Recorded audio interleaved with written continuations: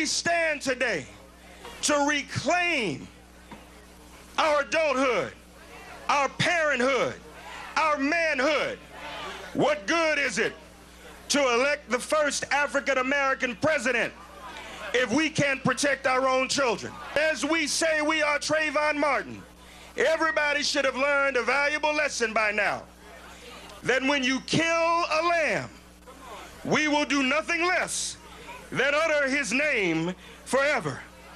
I am.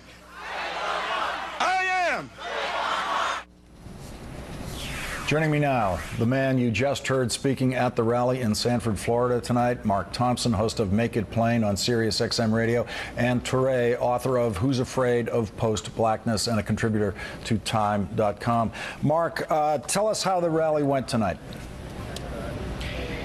It was incredible, Lawrence. It was breathtaking. You gave the number 30,000. We were out here trying to get a count, and the mayor just was saying to us as he was leaving that Parks and Recreation, their official count was between 25 and 30,000. It was absolutely breathtaking, a lot of love, a lot of togetherness, and even at the very end, everybody lit up their cell phones into the night sky and said, "I am Trayvon Martin." This was truly a moving experience, and it speaks to the sheer power of this movement. They had no idea what they were doing, the police, I should say, by not responding in the way that people wanted to. And, you know, people here are saying that as much as Bill Lee has obviously messed up, this is still about arresting Zimmerman. It's almost an insult to the intelligence for him to say he's temporarily stepping aside. Nobody can figure out what that means. You know, everybody knows you get fired, you quit. Temporarily stepped aside is not a term we can figure out in HR slang or HREs, whatever you want to call it, whatever that means. So, so it's an insult to the intelligence. To me, it's really a thumb in the nose, up the nose from him. All that needs to happen is that there needs to be an arrest made.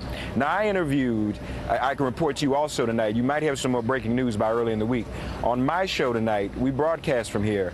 I interviewed the chair of the Florida Congressional Black Caucus, Florida State Legislature Congressional Black Caucus, Representative Mia Jones, and also Representative Gwendolyn Thompson here in Florida in the state legislature, leader, Democrat, one of the Democratic leaders. They said they're meeting with the Senate President and the Speaker of the House, and there's likely that the legislative branch here in the state next week is going to announce their own investigations on the House and the Senate side. So this is a gathering storm. Let's listen to what some of what the Reverend Al Sharpton said tonight at the rally. He is, of course, the leader of this rally tonight. Trayvon could have been any one of our sons. Trayvon could have been any one of us.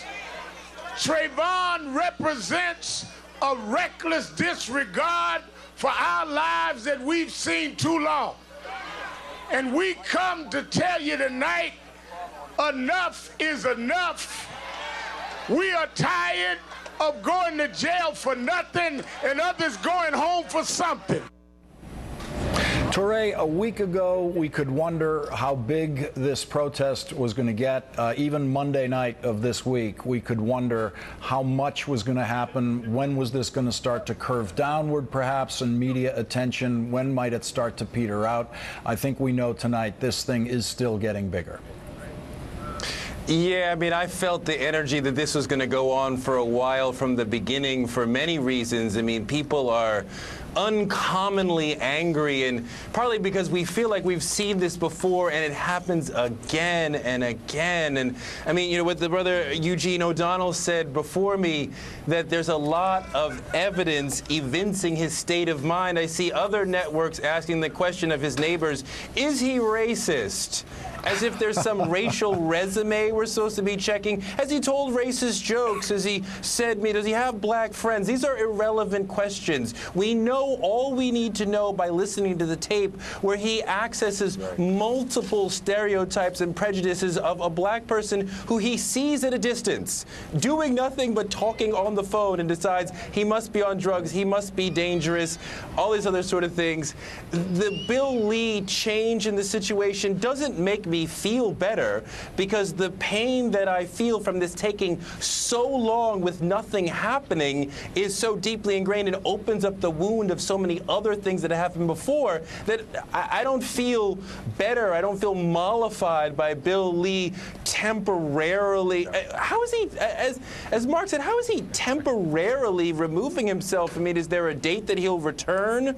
I don't understand that part at all. Well, you know, guys, I think the temporarily thing is one of those indicators that throughout this process, what's happening in Sanford, what the government is doing, either through the city manager or Bill Lee, is they're doing a small step too late. Every step they take is being taken too late.